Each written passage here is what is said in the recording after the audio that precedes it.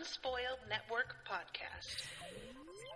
This is Spoil Me, covering One Piece, episodes 295 and 296. In these episodes, Nami goes up against Bubble Lady for the last time and makes a bunch of copies of herself, which is actually pretty dope. And then Chopper just breaks the whole building. Welcome to Spoil Me.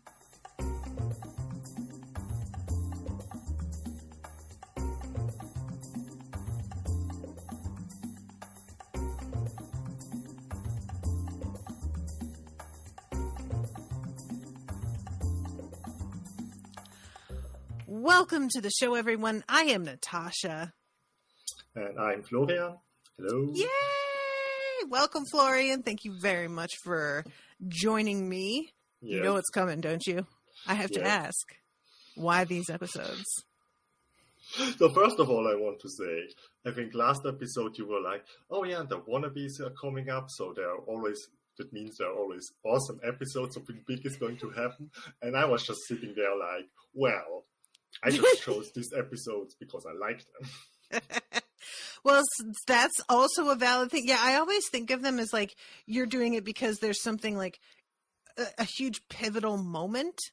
But I'm kind of glad that that's not the case each time, actually, because there are times where there's episodes that I am really into of things, and it's not necessarily a major plot point or, you know, it's often character stuff. So what is it that you like so much about these episodes that you wanted to talk about it? Well, it's kind of the same thing it was last time. Nami. Right on. Just like I said it before, like she's my favorite to see fighting. Right on. And I think they're funny episodes. They are funny, yes. Yeah, and also, like, to be honest, I wanted to make other wannabes earlier, like even in Skypiea. But my schedule was just past. Last year was a little bit a mess for me. So. Same, yes. So, all right. So I was like, okay, like take this one, and I think, like last time, it's like happy 2 years anniversary because you started this show in February 21, I think. Did I? Yes. Oh my God. I really do not keep good track of this stuff. I'm scrolling back up now to see. February 23rd was the first one. All right. Well then. Wow. February 23rd, 2021. Y'all, what even is time? This shit makes no goddamn sense. I can't. At the same time, as much as I'm like, well, it wasn't that long ago, surely, there's another part of me that's like, it was only 2 years ago? It feels like it was like 20 years ago. So who can say? It's a mystery. It's just, it's like a combination of a Trump presidency and then COVID. And between the two of them, they just wiped all understanding of logic and time passing from my head. But on to funner things. Yes. So we start this episode off. We were still like in the middle of the fight still with Nami and Khalifa. And Luffy had just gotten started on his fight with Lucci. There's very little forward movement with Luffy and Lucci in these episodes. We see them fighting at one point, but there's not really a whole lot to talk about there, except for the fact that they're like evenly matched is the feeling that you get. Yeah. Until they aren't, I guess. Until they aren't. Yeah, we can talk about it now. The one thing that I liked about the fight, there was one point where basically Lucci flings Luffy in the direction of the door. And like neither of them for a moment realizes it. And Luffy's like, neat. And Lucci has to be like, God damn it. That's right. I forgot about that moment. that was a pretty good moment in that fight. And just overall, I find it like we have said in the past arcs, Luffy has to take him out pretty much until the end normally, you know. Mm-hmm. But this time, because they are actually against some like super strong foes, it's like, he can meet his opponent early enough, but it will be it will be a long fight. I'm really glad of that, because like I don't mind him being taken out of the equation the way that I understand how that has to work, but now that his friends are able to hold their own a little bit better as well, and so he doesn't have to always be the one to like rescue them. There's also that aspect that I really like of getting to see multiple fights happening where they are going to handle their own shit and he doesn't have to swoop in, and seeing that he is up against somebody where traditionally what has seemed to happen is he'll go up against the big bad and lose like a time or two, get taken out of the equation, and then he like goes up against them again, but he's learned their tricks and now he knows how to handle them.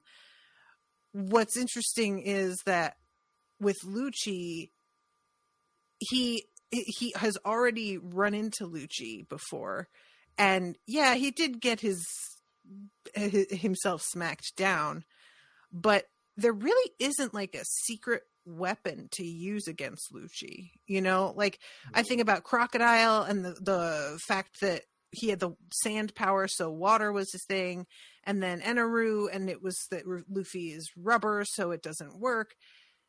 Lucci doesn't, as far as I know, there's not really like a kind of safe, what's the word I want? A kryptonite, I guess a weakness, but like even more than that, like I'm trying to, don't you dare. For those who don't know, that's a reference to an earlier episode you'll be able to find a few weeks earlier. I'm not even gonna lie though, my brain has been at such a low functioning capacity recently that single syllable words are also having a hard time, so it could very well be that I'm just trying to say flaw, but a magic bullet, I guess, is what I'm thinking of, where there's like a particular thing that will be able to like bring them to their knees. And as far as I know, Lucci doesn't have one of those, and he may like turn out to, but at this point in time, it's not really following the same formula that it has before, which is part of why I think I really have been enjoying this arc so much. Mm-hmm. Is there anything else you wanted to say about the two of them? Not really. I mean, I can just say it's one of my favorite Luffy fights in general. It was just a really fun fight to watch. Just the choreo in general. But, yeah. I think that it's partially for me the fact that it's actually more like a real fight versus just I'm going to throw superpowers at you and you throw superpowers at me, which like that can be fun to watch, especially depending on what those powers are. But this just feels like a martial arts fight in most ways, and yes. I really enjoyed it. So, okay. Let's go to. I want to just talk about Robin and get that out of the way as well. Yeah. Okay. Yeah. I'm very glad that it looks like Robin is just gonna like get away from this dude, because I am very tired of this. They have been in the same stairwell for like 4 episodes now. Yes. And this man is still just like yelling at her, not hearing her. He's still like kicking and hitting her repeatedly. And the one thing I will say about these 2 episodes, they are extremely boob heavy episodes. We've got Robin still facing downwards on the stairs so that her titties are like in her own face and the camera is on her face. So it's, Then we've got, of course, Khalifa with her titties. We've got Nami and how the camera zooms in on her boobs and her bare stomach and back with the like suds coming up. And it's just a lot. Like, this show is never too terrible about this stuff. It can get a little creepstery here and there, but it's been, for the most part, fairly chill. And this was like a lot all together, especially considering what the episode last week with Khalifa in the tub was like. Yeah. So I am just starting to be like, all right, I would really like to wrap this whole thing up with Khalifa, because I feel like that's all we're going to get over and over again is like, eventually they do have like Nami literally tearing her clothes off and Frankie in the background being like, oh, nice. And I was just like, of course. But well, you bring that up. It is. I feel like it is not a good payoff, but I feel like this is the payoff of the sexual harassment joke. Low-key. Oh, that never occurred to me. Okay, yeah, that's interesting because she kept making that. She kept saying that. I want to say she kept making that joke, but she was not making a joke. She was dead ass serious when she would say it. Yes. But now we have like all of these opportunities where she could be saying that and she doesn't. What a weird way to play this. Yes. I mean, I'm also not 100% certain that is what it is, but that's at least how I interpret it. Yeah. Yeah, I took it. So.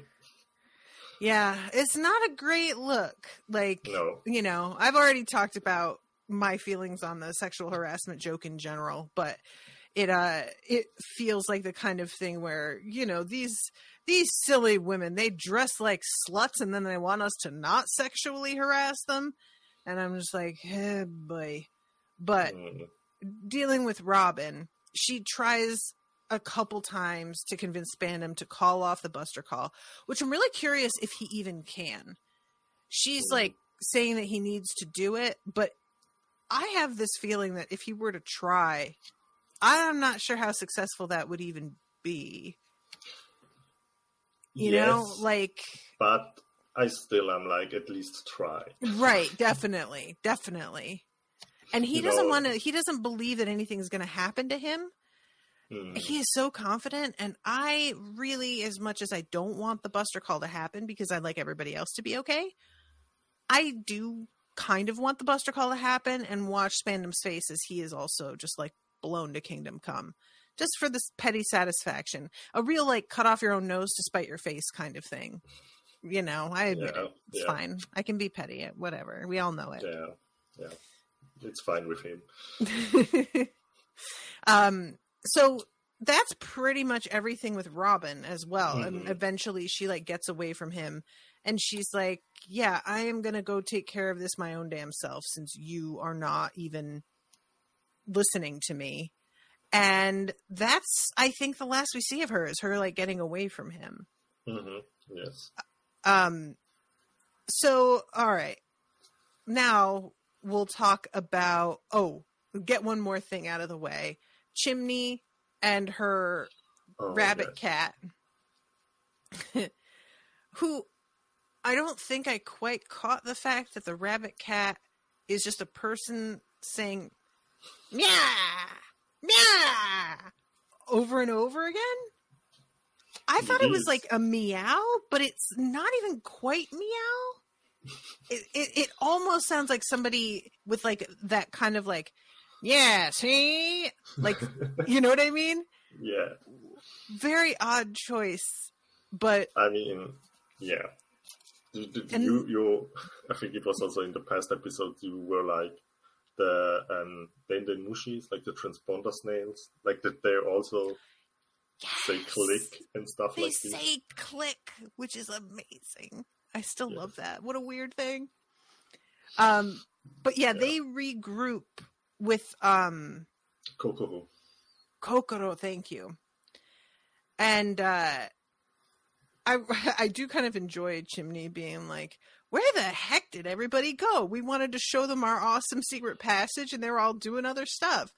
But they showed the one person who really matters, and that is Luffy. We still, though, haven't got information about how Luffy does what he does. No, with busting that door down and being very short all of a sudden. no, that's still in the shadows. I am very curious about this. Mm-hmm. Like, any ideas?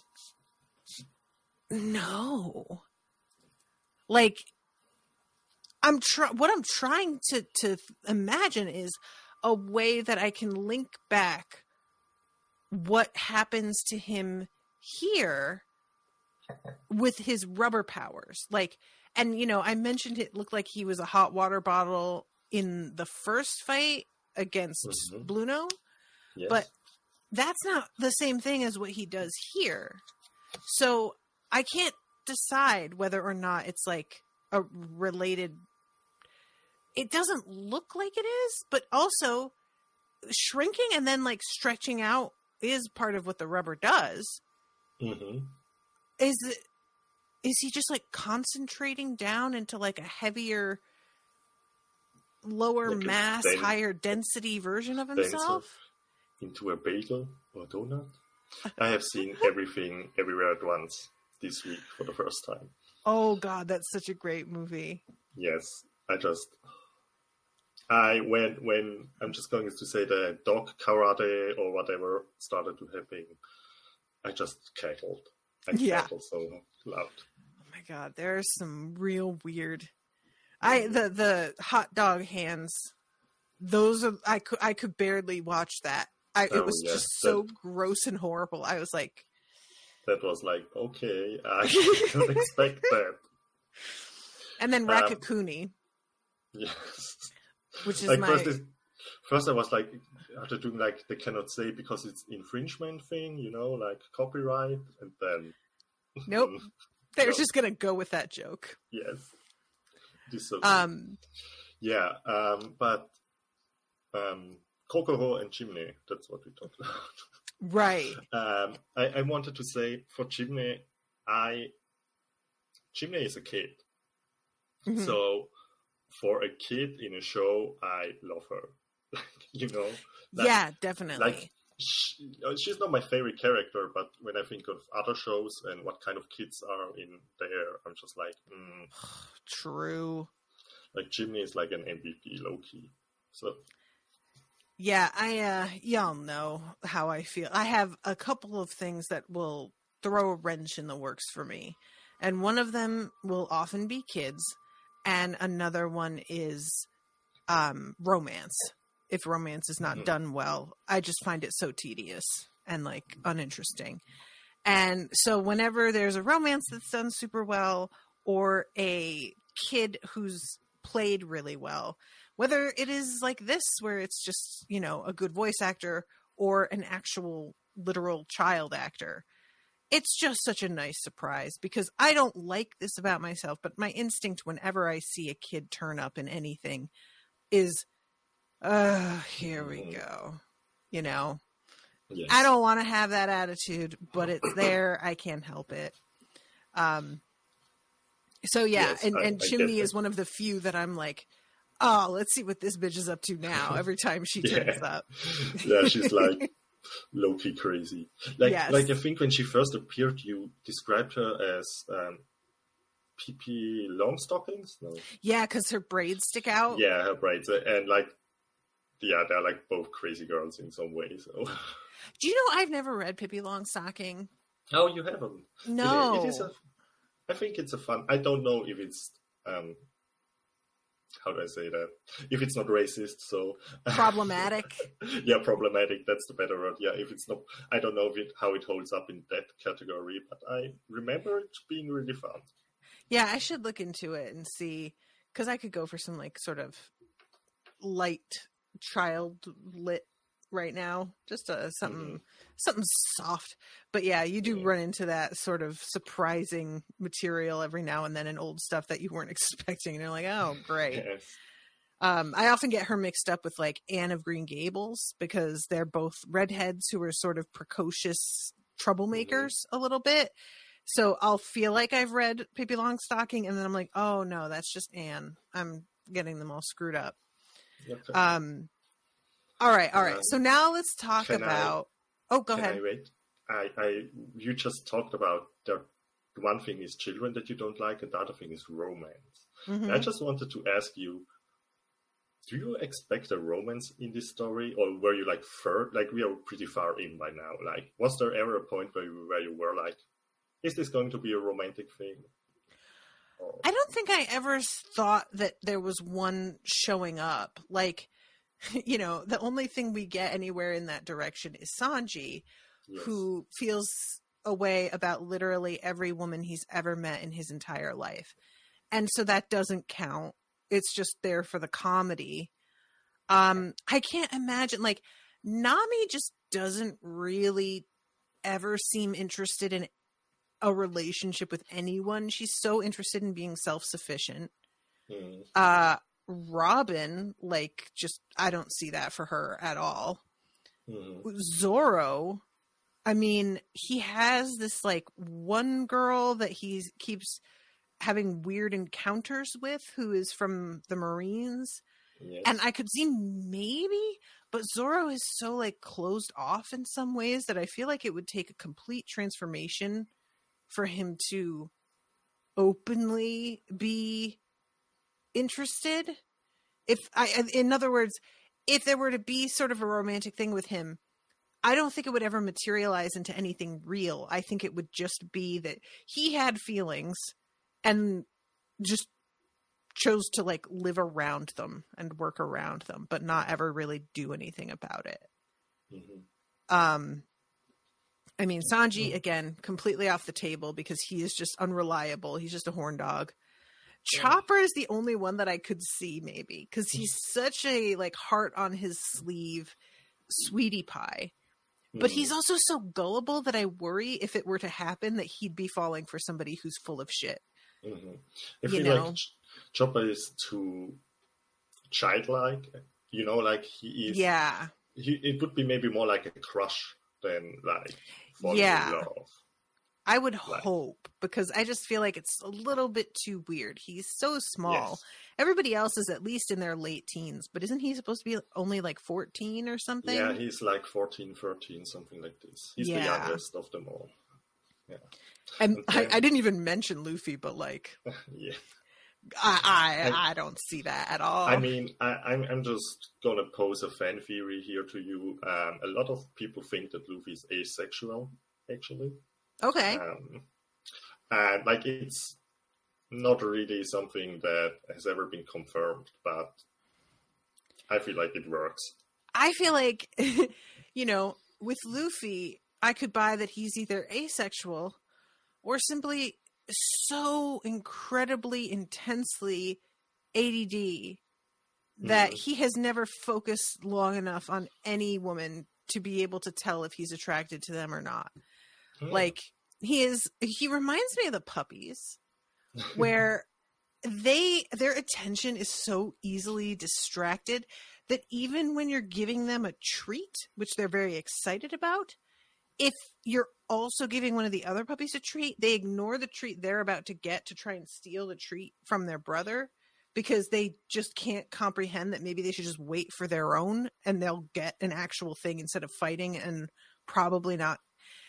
Yeah. And that's how Luffy feels to me, where I feel like even if he had a moment where he's like, man, she is really hot, it would be like, hey, he's halfway through the sentence and then he smells kebabs and that's done. Yeah. Because now it's kebabs, I just, what could possibly be a bigger romance for Luffy than food? That's his romance. Yeah. I'm trying to think of like a way to say like food sexual, but it's definitely something. I was about to say like vor, but that's a very different thing, I guess. So never mind. Don't look that up, everybody who doesn't know what that is. Don't do it. But yeah, I could definitely buy him being asexual, because I don't feel like, even in the scenes where Nami is like naked and they all have nosebleeds, was Luffy even there for those? I think he was there, but I don't know if he gets nosebleeds, because it could also be that he like gets basically torn down with the others, like they pull him with them when they fall. But I'm not sure if this is how the scene went. Yeah, there's also something about him that feels as young as Chopper, and so there's like a weird creepy factor with that as well. Even though I know he's older, he just feels like such a little kid. Yeah.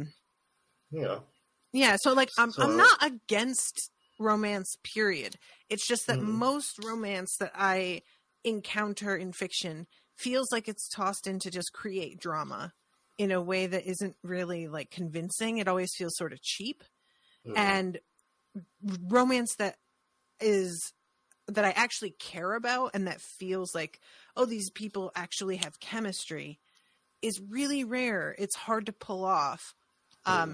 So, you know, if there were to be a romantic subplot, I wouldn't necessarily be mad at it. It just depends on how they decide to do it and who all is involved and whatever. But I will go on the record and say I would really prefer it to be with Zoro. I would want it to be with the oldest and the hottest. Sorry, Sanji. That's fair. But there it is. Yeah. And just before people get mad, yes, Usopp has Loki, a girlfriend at home, but she's boring. Oh my god, I forgot about that. That's I'm so sorry, Usopp. I didn't even mention you, buddy. That's really rude. Wow. I feel bad. I feel like actively bad. Like he's watching this and just kind of like, oh, they didn't even bring up my name. Oh, man. It's fair. It's fine. And I guess he does have a girl, but yeah, God, she's super boring.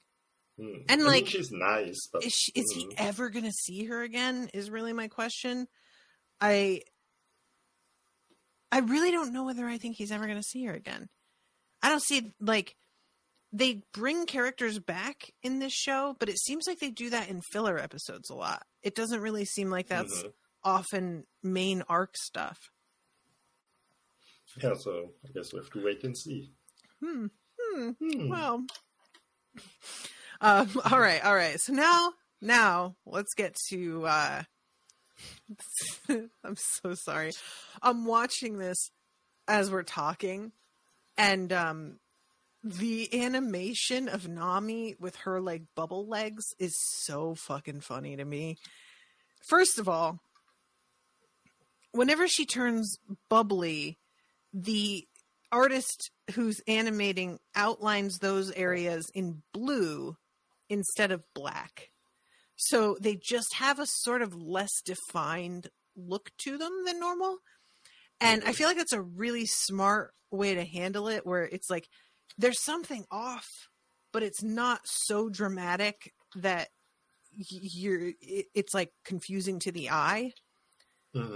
But this is a really strange power. And I do want to mention that despite her legs being bubbled, she can stand up, which Sanji, it seems like, can't. He's like propped up against that wall and not moving for like 2 straight episodes at this point. Maybe more like 4, actually. I think the idea is that Khalifa did this to him and then beat him up, and that's why he is not moving. Really, because of these bubbles, because he got beaten up. Basically. Gotcha. Okay, that makes sense. That's what's happening here. So Nami is trying to use her. What are these called again? The weather. Climatech or Climabeton. Climatech. Climatech? With a T at the end? Yeah. Okay. Yeah, Climabeton. That doesn't work. That doesn't roll off the tongue. Climatact. That's the one, right? Come on. I agree. But she is basically, Khalifa is like, you know what I'm going to do? Because obviously that is where you're getting your abilities. I am going to make it so that you can't even pick that thing up. And this is when we get the zoom in on the titties. Very zoom in on the tummy and the back and the face and everything.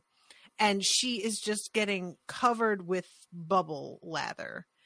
And I don't feel like I really got a chance to touch on the absurdity of this attack the way that I should have, because I was so distracted at the fact that, like, of course she's naked in the first scene where she's using her powers, but the bubbles as a weapon, what a ripoff. I would really be very, like, I would much rather have the giraffe fruit. Personally. This, Okay. like, there are parts of this that are effective. You know, she's able to pull Nami's strength out of her with one of the versions of it. Turns her into the bubble person, which it does. But then it turns out the only thing that you need to rid these of their effect is water. Mhm. And that seems like that is quite an Achilles heel for this power. And it's one thing with Crocodile, because his was also water, but he was like making his sort of center of business and headquarters in a desert. He was like thinking, you know, Mhm. we're on a peninsula surrounded by waterfalls. Mhm. This isn't the place for this kind of weapon. This is not gonna, like, you know. I mean, but she got her devil fruits like a few hours earlier. Like she ate it. True. There. But even so, like, I don't feel like they would consider her in this way. Like I mean, just in general, they're like, this is our headquarters, so sucks to be you. I feel like would be the attitude of the others. People she there. could go to and try and pick up where Crocodile left off, I guess. Yeah. Although I say that he like set up in a desert, but he set up in a desert and he had that like hotel he was loading up with aquariums and surrounding himself with water, which does seem like a questionable way to set things up when that's your Achilles heel. It is like interesting because actually in the end you still first have to think of it in some way. You know, it's, I mean, with hindsight it is like kind of obvious, but in the moment, like, who thought that water would help you? But yeah. And also it's partially just to like demonstrate that he has all the resources, because everybody else is desperate for water. And he literally just has water features as decoration, and it's not even for drinking or anything. So it's also just a power move for him. And nobody seemed to be aware that that was his Achilles heel. And what better way to convince people that something isn't an issue for you than to surround yourself with it? And nobody's ever going to be like, well, obviously this is extremely dangerous for this person. Like, you would never think that. Yeah. So this scene of Nami getting turned completely into a bubble person, I just have to mention again, the animation of what they look like when they are turned completely into bubble people is so fucking funny. There is something about her weird oval head, and like her hair is just flat against her head because she's not really 4-dimensional in the same way anymore. Yeah, it's flat. Oh my god. Every time that the camera went to her talking or trying to pick up her batons, and it's just like this round sort of paw, and it just like rolls away. I was cracking up. I was dying. What a weird power, you guys. Like, it's so, I keep thinking about what this would look like in live action, because it would be like a body horror. It would be scary looking in person, you know? And they're going ahead with do you know, like, with the live action, are they kind of following the storyline of the original, or are they mixing it up? I'm glad you bring it up. No, I mean, we don't know any details yet. It has not dropped. But as far as we know, they want to follow the story like that. Okay. But it is like kind of how much they're going to how far they're willing to go, or how in detail they would want to go, you know. Right. And why it's good that you bring that up. Today there was like a drop of like a poster, basically, Ooh. where you see like the One Piece logo. I mean, like for the Netflix show, and then basically the Going Merry and with the 5 original Straw Hats, like in front of it, and it's like a sunset. Oh, and nice. And you only see them, but from the behind, so you only see their backsides, basically. Okay. And everybody who listens to this, I want you to be more open, because the first 10 comments under this post were that why is Luffy wearing shoes? Like, this is what everybody was talking about. He doesn't wear shoes, he wears sandals, and yada yada. And I was just like, people, please, can we not like be a little bit more positive? My fucking God. Okay. Is this, because somebody shared one, I think, in the Discord, but it was like a few weeks ago, or not, maybe it was just like a week ago. But is it the same? Oh, it's only half a one, because I'm only seeing Luffy, Nami, and Sanji in this one. I'm not sure if you can see, but yeah, but it is kind of that one, yes. Okay. It is that one, but it like was a full version. And yeah, Luffy's wearing some kind of shoes, and the internet was mad, apparently, from what I okay. The thing is, those shoes look like shoes Luffy would wear if he wore shoes, though. Yes. Like, yeah, okay, he doesn't wear shoes, but we're doing live action. He's going to be kicking, and a flip-flop, they're called flip-flops for a reason. That's not actually conducive in life to kick fights. So, right there, you have that problem to deal with. But also, I feel like this design choice really shows to me that they understand his character, because those just look like the kinds of shoes he would wear. They're like big, soft, sort of floppy booties, like that look like they've really been through it. Yes, of course. I don't know. And I also don't like. It is such a small thing, and people are already like focusing on it, and I'm just like, oh my God, please. Like, I'm not out here I just want to see if it's good, but I want to go on it with a like positive attitude, And yeah, I feel like people don't have a really good grasp of the kinds of changes that need to be made for practical reasons. Like, they're purists, and I'm like, but then if the flip flop was flopping, you would have an issue with that, because that's not how he, like. I mean, I don't know. People are just it's the same sort of thing where it's like they cast somebody and they're like, he has brown eyes. And it was a very big plot detail that character actually has green eyes. So they'll slap some fucking contacts on him, or they'll delete that very tiny subplot about the green eyes. It's fine. Everybody calm down. Like, come on. Yes. I mean, I can only imagine trying to bring something like this to live action, though, that has the insane fan base that this show, like, it's just going to be a lot of this, I suspect, right? Yes. But I still hope it is going to do well, because I feel like it will be good for the franchise, And, so I hope people will watch it and support it so they can learn and improve, Yeah, I'm really curious, like, do you know when it drops?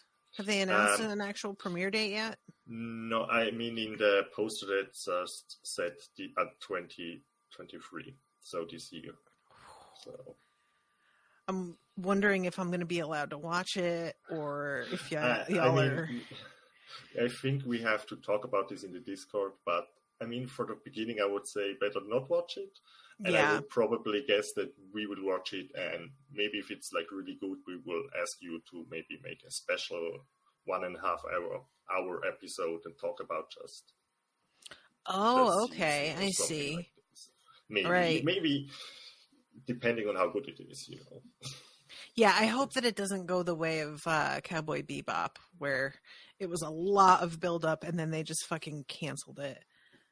Which I didn't watch it, to be fair, but like they just have been doing that a lot. Yeah, I hope it's not the same. And also, I am, you guys know, very interested in the idea of a One Piece theme park.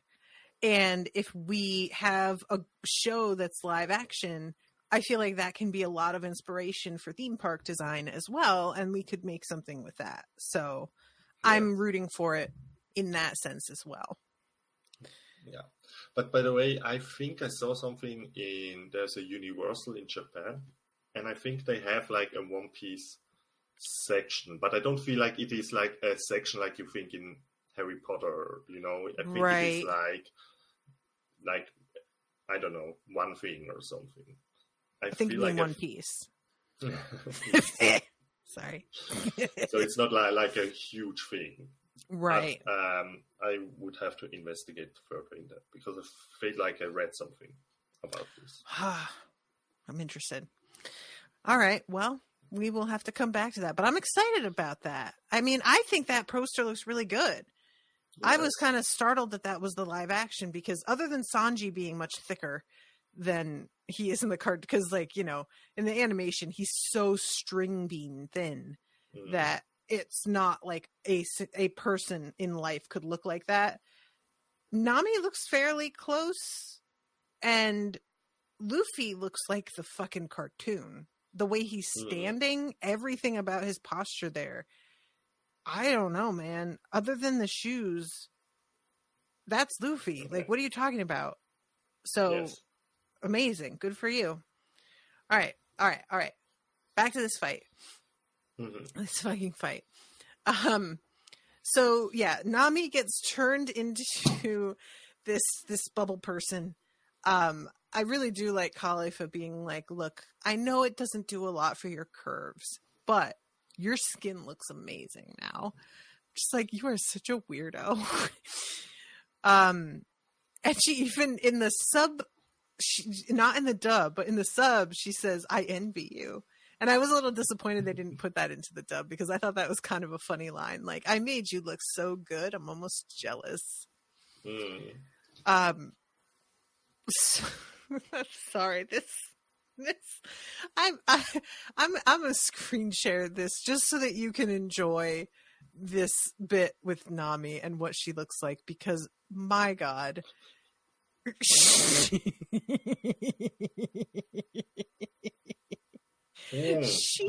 looks so crazy. She's trying to hold on to this thing. Her arms are like real skinny in the middle, and then they like flare out at her wrists and hands. So she uses Cool Charge here, and then Khalifa attacks her, and she dissipates in this crazy looking cloud. And it turns out that she can use like light refraction to create a mirage so that she is several places and nowhere. And this is always something that I'm a big fan of. I really like the concept of creating like illusions of yourself to confuse enemies. Yes. And it doesn't matter if they can actually fight, like you just need to kind of throw people off, and that would be very effective. And I'm a fan of it. So I like that she can do this, and I'm excited to see Nami doing a little bit more fighting because she often doesn't, you know. She's used the climb attack a few times, but there is the danger of it being kind of like almost every time she uses it, it's a completely different attack. And so it starts to be like, well, you can just do whatever you want with this thing. I like being able to see some repeat stuff. So she uses the cloud with the like lightning strike. She does this bit where she's like a weather forecaster. And she's talking about like a 20% chance of lightning strikes or whatever. And she's like warning Khalifa of exactly what's going to happen. But Khalifa is so focused on trying to attack these mirage versions of her that she isn't paying attention to the storm cloud that has formed. Which Khalifa, maybe you should listen a little bit harder and stop being so emotional. Maybe. For somebody who used to be a secretary, you should better listen. No. I'm sorry. That was sexual harassment. That was sexual harassment. Okay. That she has the nerve to call people out for sexual harassment. And meanwhile, she's coming at somebody yelling "finger pistol," and I'm just like, girl, that's sexual harassment. Stop it. That's inappropriate. But I think this is now when Chopper bursts in. Yes. And I love this whole thing where Khalifa is like, you can turn into like a monster too or something. She thinks that Nami ate a devil fruit. Yes. And it makes sense because she, like, the way that the ability Nami is using here works, it's creating mirages, but it's also like probably messing with the sound in the room. Because like fog, if you guys ever have like been out when it's just snowed or when there's fog in the air, it fucks with sound and it's really weird. Things that are far away can sound like they're really close. And so I would just be very willing to believe that like Nami's talking to her from behind her and she can't tell that's where the voice is coming from. So yeah, Nami, she has just finished saying, "I'm right here," as Chopper busts the wall down. So it really does look like this is her being like, "Peekaboo, bitch."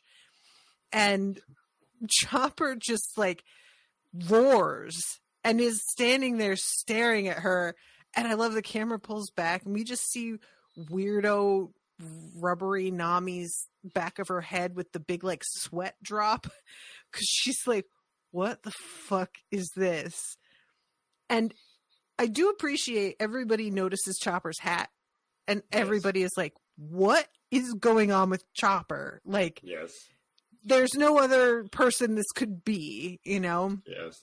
I am really thankful that they all know it immediately, basically. Yes. Like at least the Straw Hats, you know? Yes.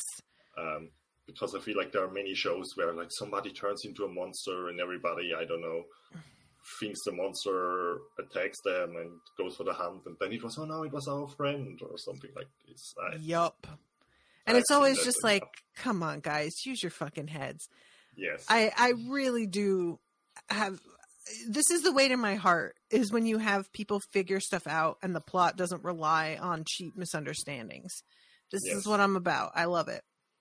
So yeah, Chopper is standing there just roaring while Khalifa is like, you have devil fruit powers too. And Nami is so flipped out. But then when she realizes that Khalifa is mistaking Chopper for her, she immediately kind of like giggles and relaxes a bit because she's like, oh, this dumb bitch does not know what's going on. Yes. So, I forgot about this because I had tried to get everybody out of the way before we started talking about Nami, but we didn't talk about Usopp and Zoro. North and No Storm. Yes. I swear to God, this so the joke is that Zoro is using Usopp as a sword.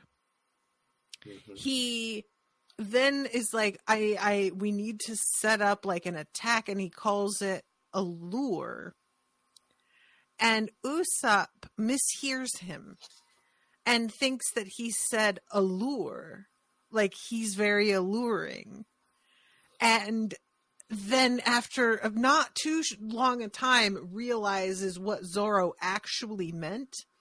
And Zoro doesn't give any shits at all. He's not embarrassed at this misunderstanding. He's not like, oh yeah, no, that's not what I meant, dude. He just is like, no, allure. You're the bait. Duh. Like, there is something about the two of them together that I am just really enjoying, and I hope that we get more of them together because I'm just absolutely here for this. The way that Usopp ducks back into his other voice as well, and he's like, we'll overcome this, and there will be no way for us to be defeated. And I expected Zoro to be like, dude, what's with the voice? What is this? And instead, Zorro's like, damn straight. And I was like, oh, okay. So they could like kind of work together a little bit better maybe when Usopp has his little persona on. Mm-hmm. I like that. Yes, I mean, Zorro is also a sucker for badassery. I mean, that's true. He is also kind of a drama queen, you could say. But maybe he's unintentional? Yeah. You know, like it feels like he's a drama queen, but not in that he wants everybody looking at him. It's just the one person that he's like, I'm going to make you shake in your shoes. Yes. But he's very focused with it. Yeah. And I just want to say, I find it funny that this alluring joke, like it works also in Japanese. Like it is the kind of not exactly the same, of course, but it works. Right. And it's always great when a joke transcends language. Yeah, I was noticing that the sub was the same as the dub for like what the dialogue was. I just find this really fascinating to be listening to the dub and see the way that certain things are the same or not, and the way that they're different. Because there are a lot of decisions that I'm like, oh, that makes a lot of sense. And then sometimes they'll do something with the dub that I'm like, but you left out this line, which really could have worked there. Why didn't you do it? Mm-hmm. But sometimes I think it's just like trying to match up the mouth flaps. There's too many, like, you know, in English to be able to also add this other line. Yeah, it's certainly possible. By the way, people, I know Natasha said this a lot of times, but the dub is actually not so bad, because I have listened for this also to the dub, because I was like, and I mean, I'm not a native English speaker, so for me this was just like, I don't know, me watching Steven Universe or something. You know, it was just totally fine with me. Yeah, I just think it's really well done. I mean, like, I get wanting to see the translation and whatnot. Like, I understand that. I just think that the dub seems to capture the spirit of it a little bit more for me, with the way that I understand the pacing of jokes and the way the characters, like, there are just a lot of jokes that when I went back and rewatched certain old ones way in the beginning with the dub, jokes that didn't make a lot of sense. They didn't land. I didn't laugh when I watched them in the sub. And then when I heard the way it was translated and what they were going for, I was cracking up, and they were genuinely really funny, but just, it wasn't quite there in the sub. It was like it was like when you're trying to figure out a joke and you're like, okay, I want to do something here about how he's mad at her. And it's like that very vague idea of the joke, but then the dub actually edits it into you know what I mean? And it's important to me because I find humor to be really like tricky to pull off anyway. There's a lot of bad comedians out there. There's a lot of comedians that their shit doesn't age well because the way they tell a joke, it's not even necessarily the subject matter, but the delivery is so like of a certain trend that a few years later, for example, like Jerry Seinfeld being like, "What's with airplane food?" That kind of opening was such a thing that now that's the joke, is that you start off with that. Really, I just find humor really like fascinating because of what makes it hit and what makes it not. It's often one or two words, you switch it and it's not as funny. So, and this show is really heavy on humor. It's like at least 50% of what's going on, you know? So I think that I really just started to appreciate the show a lot more once I got it in that sense. And just watching that video about how they do the dubs, what a crazy amount of work. That was also, I'm totally happy with it. You know, like I mean, I was the one from the beginning who said, I want you to enjoy this, you know, so, and if this is more enjoyable for you this way, then go for it. It's really funny though, because I can be such a purist about so many things that I was talking to my husband's friends who are big One Piece fans, and they didn't spoil me, they didn't say anything, but one of them was like, well, I listened to the dub, and he was saying it in this way that like he thought he was going to have to defend himself from me. Like he expected me to be like, oh, really? And I was like, no, I do the dub. I prefer the dub. And he was so relieved. He was just like, really? See, I think it's really good. And I was like, 100%. But I felt so bad because like, clearly this is a thing that people have to defend themselves against in the fandom, you know? Yeah, I see that a lot of times. Yeah. Everybody just look. Yeah. There are things that you can have a very strong opinion about, and that's fine. For example, just today, I shared a memory on Facebook that I share every year when it comes up now, which is me saying that red velvet cake is a joke, and if you like it, you're a mark, a chump, and a sucker. And I stand by that. If you like red velvet cake, you're a mark, a chump, and a sucker. It's fine. We all have our very strong opinions. However, if somebody's like telling me I had this really good red velvet cake the other day, I'm not going to sit there and like argue with them that they should actually just like this other cake in that moment. I'll have a spirited little back and forth in my Facebook comments, but like, really, I don't care. Like, it doesn't matter. It's fine. Yeah, it is. Let people like what they like, everybody. Absolutely. It's just, Amen. You know, each of us has our particular thing that is really fucking stupid and bad that we still love anyway. And I wish we could just extend that understanding. And not to say that you're like, dub is stupid and bad even, but like, you know what I mean? Like, I am very opinionated about food, but I will also just eat a box of Kraft mac and cheese for dinner and love the shit out of it because it's amazing. And yes, it's all from a box and it's delicious. Shut up, you know? Yes. So anyway. Yeah, right there. So, okay, Chopper comes in. He kind of was the one who, like, throws the bathtub, so Nami figures the water thing out. Right, yes. And Chopper just kind of passes like through the hallway, and yeah, then it's Nami and Khalifa again. I hate this so much because as he's standing there, when she's looking at him, Nami is realizing who he is.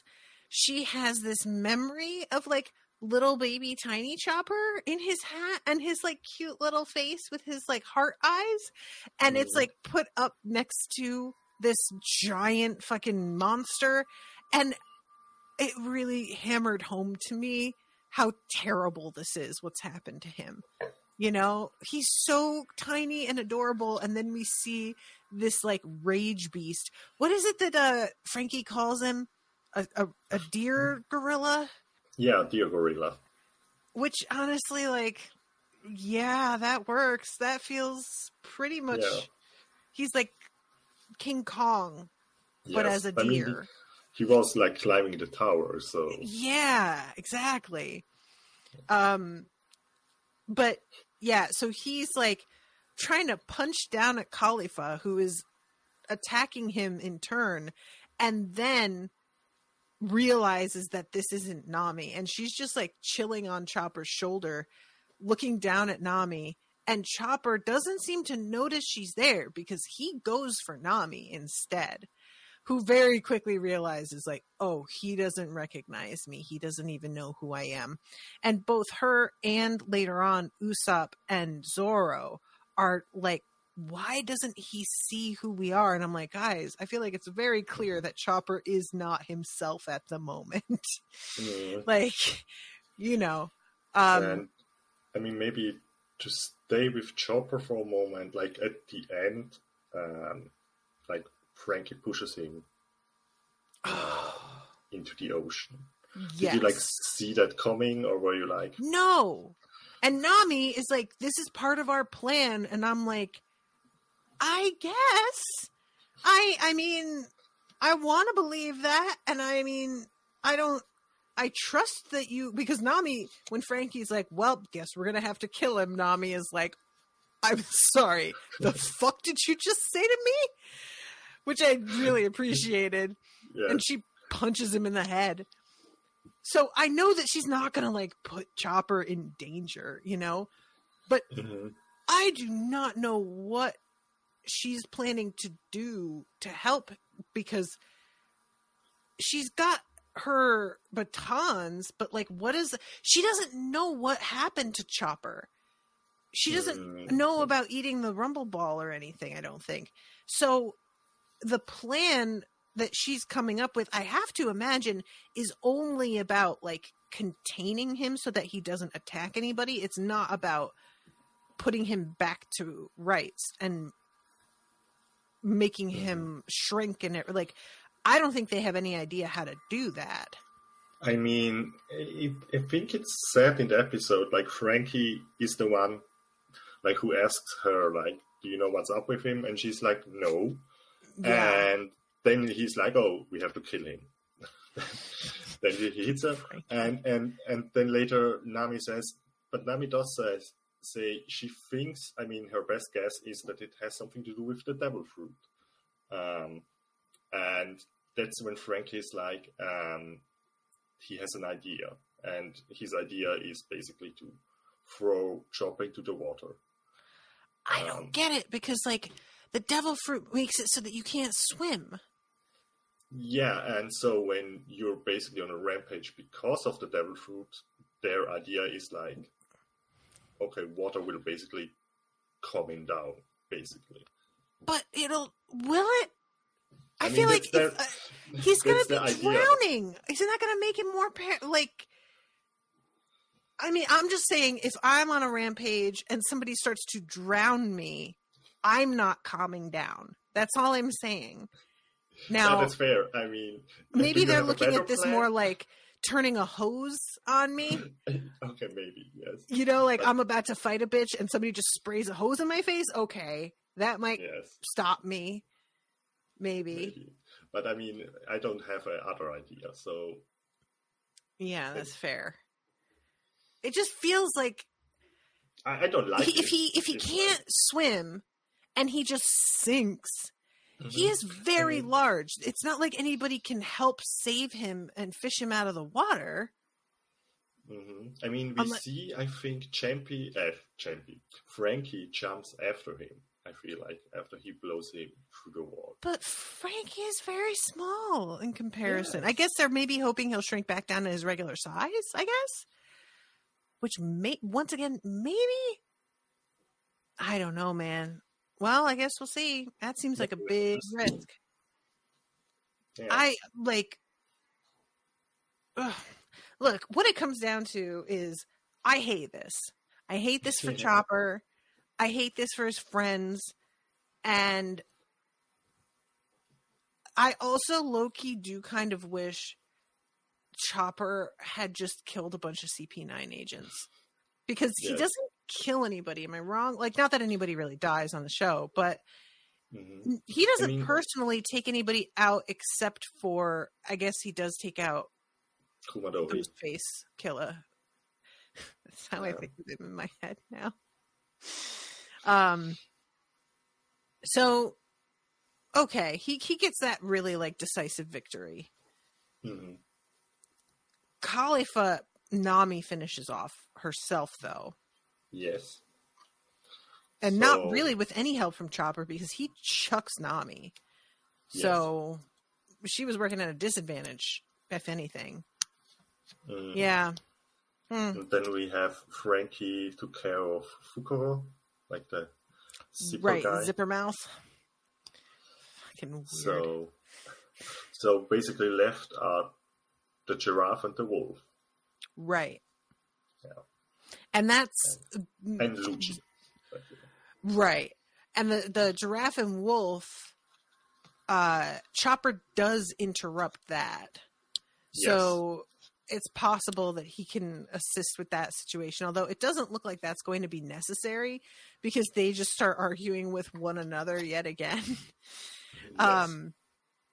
But okay. Well, before we're getting a little bit ahead of ourselves, I want to like see how exactly we have Nami finish off Khalifa. We have her doing the illusion thing again. This one was kind of fun because she, instead of just making exact copies of herself, it's copies of her of all like different shapes and sizes. Yeah. And eventually the one that we see running away is the little tiny one. And so since we had like a little tiny Luffy and now we had a little tiny Nami, and also I watched the like filler episodes that had the weird chibi versions of everybody. I'm kind of a fan of these little chibi straw hats. That's fun. I like this. Yeah, they're cute. But yeah, the whole point is that Khalifa is only going to have like a 20% chance of actually hitting a real Nami and doing any damage. And when she is attacking, she's just going to be like wasting time and energy. And Nami will be able to sort of like wear her down. And there's a moment here where Khalifa she's like, I don't remember what attack Nami uses on her while she's in these like, I think she just it's the lightning one, right? It's the electrocution. Oh yeah, here it is. That power, on the other hand, is 100%. And Khalifa falls down and there's like smoke pouring out of her mouth. Yes. That was pretty dope. Yeah, I liked it. It was like, ooh. Yeah. She really did something with that one. And unsurprisingly, Khalifa is pretty pissed about this. So she's like, you know what I'm going to do? I am going to wash the entire room with my like sheep bubble, whatever it is. Yes. And make it so that all of these, like the way that you're powering this disappears and the only one left standing is going to be the real one. And I was sort of hoping that Nami would find a way around this, but unfortunately it works completely perfectly. She turns around and all of her copies are gone and it's just her standing there. And I was like, oh, this is a bummer. And she says, what's that? As you said, I love that the small one gets away. And he's kind of like, Khalifa didn't attack that one because it was like in my mind that it was like the most ugliest one, and she's like, she's not going for that one. Like I mean, not ugliest, but like the most pathetic one in a way. So yeah, I was thinking that it was going to turn out to be like the biggest one, and so that she would be the most intimidating. But I think picking the smallest one was actually a smart choice. Yes. And then again, Khalifa has failed to notice the dark clouds forming behind her, and she gets zapped. And when she goes down this time, there is a lot of smoke coming out of her mouth. Like there was a little before, it was sort of like a haze, but this time it's like full clouds coming out of her mouth. And this is when Frankie turns up and they discuss what they're going to do about Chopper. And then we cut to Chopper interrupting the fight with Zoro and Usopp. And the two of them rightfully are just like, hey, buddy, what's going on? And then they very quickly are like, oh, God, and have to run out of the way. And the wolf and giraffe are, at first, Zoro doesn't realize that it's Chopper. So he's like, how many giant fucking animals are on this island? What the hell is going on? And I was like, yeah, that didn't really occur to me that if you've been dealing with two giant animals that are CP9, another one turns up and you don't put it together right away that it's Chopper, you would of course think this is another CP9 agent initially, you know? I mean, when you bring that up, actually all the CP9 agents have an animal, basically. We have Khalifa is a sheep, kind of. Oh. We have Kumadori with... That's so lame, though. Kumadori with the hair is like a lion or an octopus. You could go either way there. I go with lion. That's fair. Fukuro was like an owl. Like, he had like this moment with Frankie where he was like, I'm like an owl. And Right. And I feel like he's... that. And I think like his name also is like a reference to an owl, or just straight up means owl in Japanese. Okay. And I think and Bruno is like a ox thing, like with his hair. You know? Right. Yeah. He didn't actually transform, did he? No, he did not really transform. And Lucy also has like the pigeon. Yeah, he has the pigeon. I know that he turns into a thing, but like he's mostly pigeon. Let's be honest. He has nobody but himself to blame for that, for having the pigeon talk for him. What a weird move. Like, what did that do? Why? It's not like it helped with his cover. His voice isn't like so recognizable that it would blow his cover for him. Yeah, it worked pretty well, like in the terms. I feel like maybe Oda did this because when he made this in the manga, the anime was already well known. So maybe he was like, but if Robin meets somebody in a back alley and they speak, so the people will know who it is. So I have to kind of make a way that you don't know his voice. Because he is actually the one that does the most talking, even when they're wearing their mask at the beginning. Okay, I see what you mean, though. Like, how to keep that secret so that... Yeah, okay, that makes sense. Sort of like the issue you run into with Song of Ice and Fire, where Barristan Selmy is like Arston Whitebeard, and then in the show... Well, you're just going to see him and know that he's Barristan Selmy. So, like, what the fuck do we do? So and like when Chopper breaks through here and interrupts the giraffe and wolf who are about to fight each other again. Because they're like, the wolf is joking around and the giraffe is like, well, that's not what he meant. And the wolf is like, it's a fucking joke. Why do you have to be so serious all the time?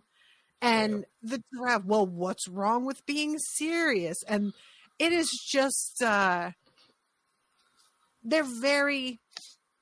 these two men do not work well together. They should not be paired on a team together. They need to be separated. Yes. It's not like that we have somebody like that in our crew, or like two people, but I don't know. That's true. Oh boy. And they mentioned the Buster call here, which I had forgotten that everybody heard that because of the way it was transmitted. So they're working under a deadline as well, feeling like, well, you know, we really do need to get out of here. They seem to be like much more aware of the fact that they are disposable than Spandam is. Like, they don't seem to be taking it for granted. Of course they won't attack while we're here. Yeah. You know? No, they are aware. Yeah. Wait.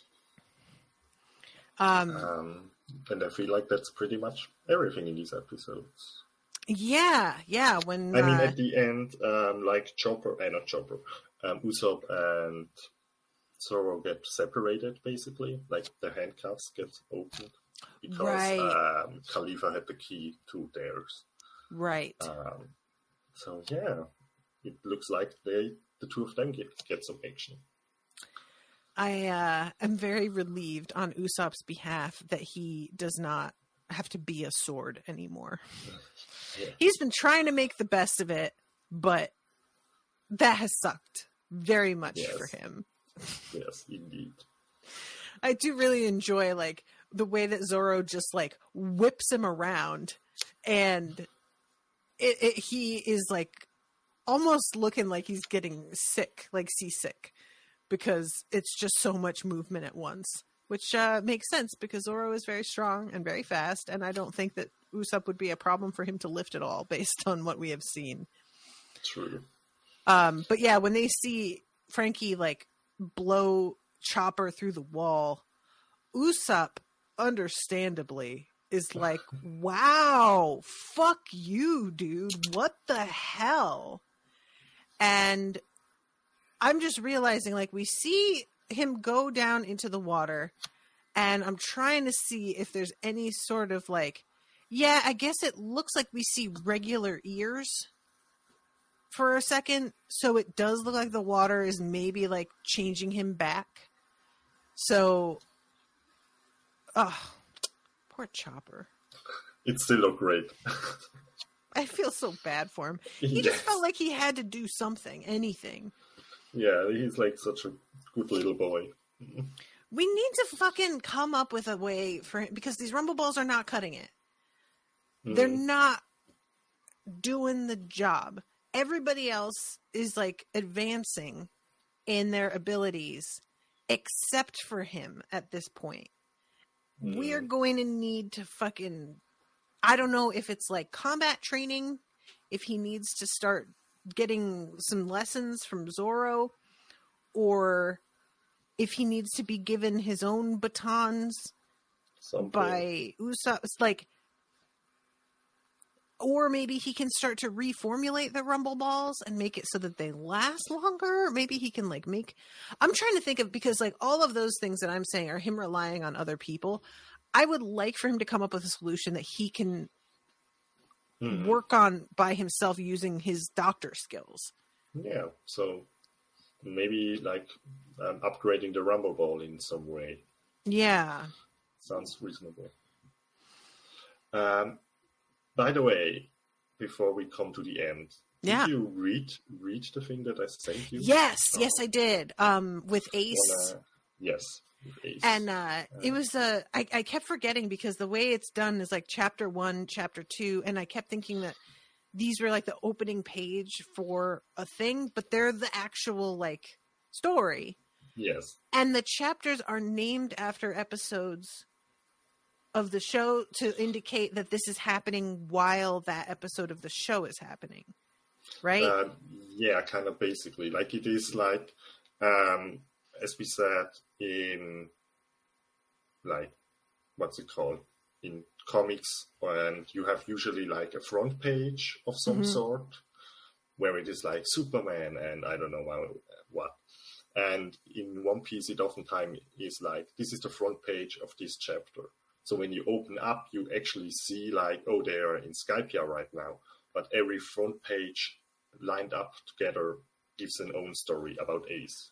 Gotcha. Okay. God, that's very intricate. It's a lot of work. Yeah, it is.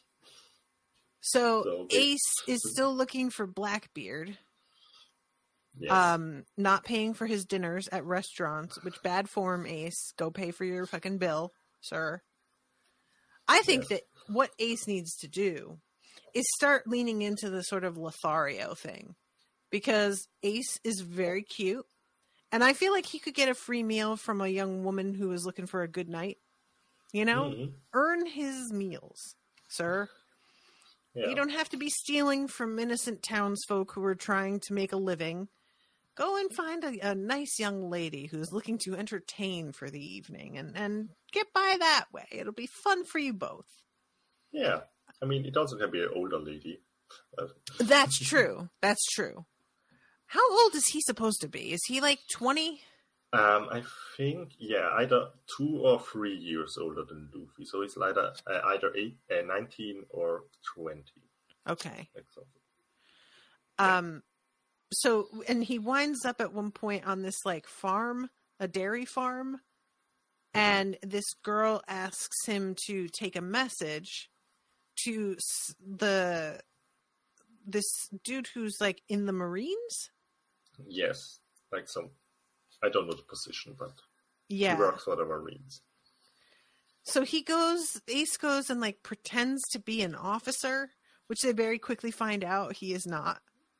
Yes. But he does like save someone's life because there was a fire on this ship, and that seems to have earned him a little bit of like leeway. He drops the message off, and like there had been a kind of ongoing thing about how the coffee at the meetings was really bitter. So then when he drops the message off, it's just this girl with this like little picture and, do you want some delicious milk? Which is just like the weirdest message to send ever. Yes. When you find out that these two people who work for the Marines are her parents. I'm like, or you could have just said, I'd like to see my parents. Yes. What is this? But and what's weird is because in the moment where she's like hugging her parents, at the bottom it says the Marine chiefs are actually Moda's parents, but I'm pretty sure that's supposed to be chefs, right? Not chiefs. Yeah. I think Yeah, that's just a maybe misprint. Yeah, probably. But it's such a, like, they knew where their kid was, right? Like, why did she have to go through this to just see them again? I don't know, like, they were out in the war. No, I don't know. It didn't seem like that. Did they just like quit their jobs and be like, okay, well, yeah, here's a bunch of milk. Bye, guys. We're staying here with our daughter. Yeah, that I don't know the details of that. But it was just a cute little story, and just like. And we have all the guys like smiling because their coffee now has milk in it, so it's not so bitter, and they're very happy. I don't know why, but that cracked me up. Yeah, relatable. This is like just like a reminder that other things also like are in play out there, even though like they're just like silly small things. It still is like, oh, that's what Ace is doing right now. Yeah, and also like Ace gets found out as being a fake officer because somebody's talking shit about Whitebeard, and he just stabs the guy. Ace, you really do need to like figure out a way to control that temper, sir, because maybe this would have flown under the radar a little bit more if you didn't just kill a man. Yeah. But okay, sure. And I think there is also like Ace, as he saves somebody from a ship, like from the burning ship. I think he also gets out some intel about Blackbeard. Or like just some secret information. Oh, right, because they were talking about how like all of that secret info is going to be burned up, and he leaps in. That's true. I didn't really think about that, and I don't know if that was like part of the illustration. I don't recall it, but I think he's carrying like a suitcase or something. Yeah. Okay, there it is. Yep. He's got the guy over one shoulder and the suitcase in the other hand. And the dude is yelling, the rescuer is still on fire, as he just like literally stands there posturing. And then he like he sails off on what looks like just a surfboard outfitted with a turbine engine. There's a sail, but it doesn't seem necessary for there to be a sail. We have seen this in Alabaster when he first showed up. He's basically just turns his feet into fire, and it's like a little motorboat. Okay. I couldn't remember this, but it looks... it has been a long time by now. That is... that suits him. Just a giant surfboard with a motor on it. That just feels right for him. Yeah. That's fair. I like that we're getting like these little check-ins though. I like this one. There was another one you sent me, but I feel like I didn't get a chance to read that one. Yeah, I mean, I can send them again if you want to. Like, as I said, they are like the side stories in Dresden Files. You don't have to read them, but they enrich the story and the world building. And Yeah. Do you drink your coffee with cream or no? I don't drink my coffee without cream ever. Like, I don't even really drink coffee. I drink lattes, and that is the only way I consume coffee because I always find it too bitter. I would prefer tea, and if I'm going to have coffee, it's like a latte or a cafe au lait and some sugar. I don't like it that sweet, but I really, really need that milk, baby. I'll have a breve. Also, have you had that where it's half and half instead of just regular milk and espresso? No, don't know that. Let me tell you. Is it good for you? Fucking no. It is truly one of the worst things you could put in your body. It's like straight cream practically. But oh my God, it is so good. And it's because like the cream is so sweet, you don't even really need to add almost any sugar to it. So it's just this like incredibly decadent. I used to make this all the time when I worked in the cafe. Those were the days. Maybe have to try it out. Why are you getting me craving coffee at 7 p.m.? I can't be having that shit right now, and I want to go make some. Sorry. Is there anything else that you want to say before we wrap this one up? Well, I hope you liked these episodes. Yeah, definitely did. Yay. I just want Chopper to be okay. That's fair. And I'm just going to say that next time I have a wannabe, there will actually be a reason why I'm here, like more than just I liked it. So I'm looking forward to that. Yes. Yay! Yeah, and there's a couple of live watches that are going to be coming up as well, so I'm interested in those. I like the next few months. There's going to be good stuff, I think. Yes. I'm just so happy with this arc overall. Like, it's to a point where I'm like, I hope that I don't even want it to be over quite yet, because then we're going to transition into a new arc where we have to reestablish and I'm very happy with these weird characters, and I just kind of want to chill here for a little bit longer. But what can you do? But based on the fact that there are a bunch of like live watches and wannabes coming up, I have to assume it's not like it's going to be a sudden downturn, unless maybe one of the wannabes is going to be like, all right, these episodes are really, really bad, and we're going to need to like talk her through it so that she doesn't just quit the show, which is the kind of thing that I could kind of see happening at one point, just being like, look, okay, we know it's not great, but trust us.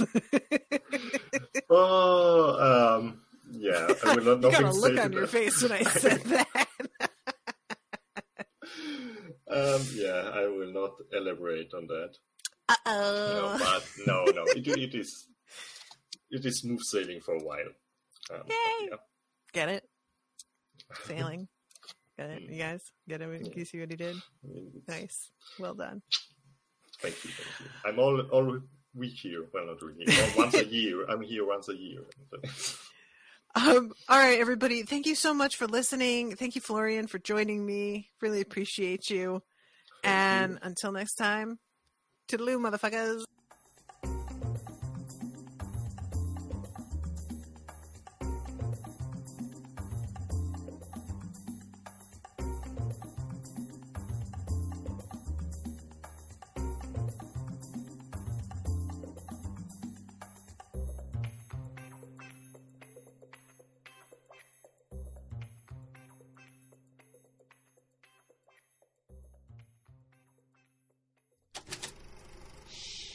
That was an Unspoiled Network podcast.